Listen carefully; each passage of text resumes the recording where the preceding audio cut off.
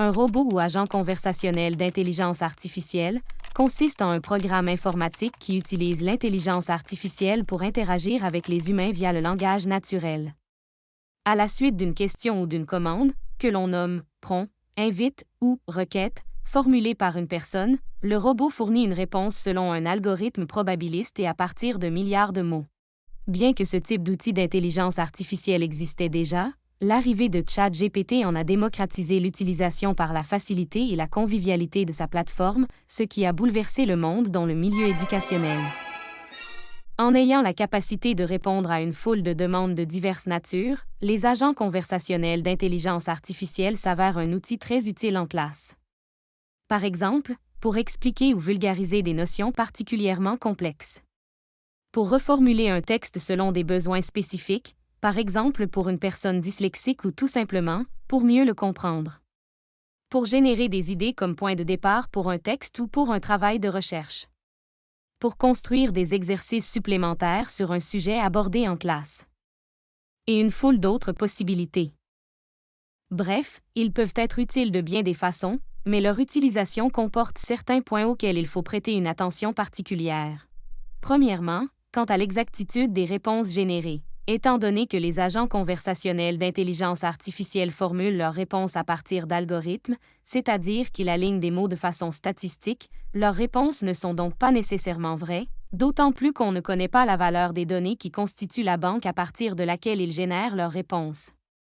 Il se peut en effet que des données qu'ils utilisent soient erronées, générant ainsi par le fait même des réponses erronées.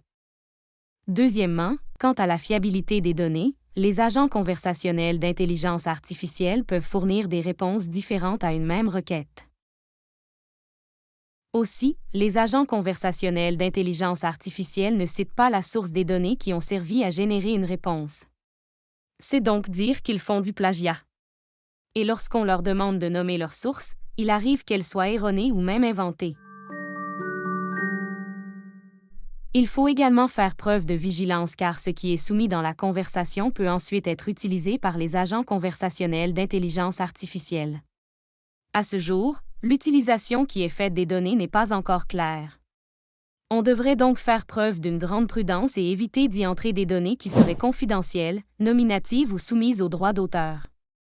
Sachant tout cela, il convient donc de se demander est-ce qu'on peut utiliser les agents conversationnels d'intelligence artificielle en classe? Oui, mais leur utilisation devra avoir été autorisée et balisée par la personne enseignante du cours.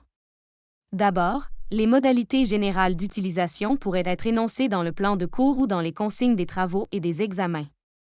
Si ce n'est pas le cas, il faut vérifier auprès de la personne enseignante si son utilisation est permise et, le cas échéant, quelles sont les modalités d'utilisation acceptées.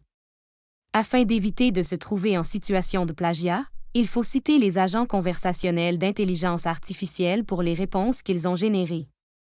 La citation devrait contenir les informations suivantes: l'agent utilisé, la requête formulée ainsi que la date à laquelle la requête a été soumise. Vous pouvez consulter les ressources des services de la bibliothèque pour des conseils sur la façon de citer adéquatement un agent conversationnel. Pour conclure, voici les bonnes pratiques d'utilisation des agents conversationnels d'intelligence artificielle.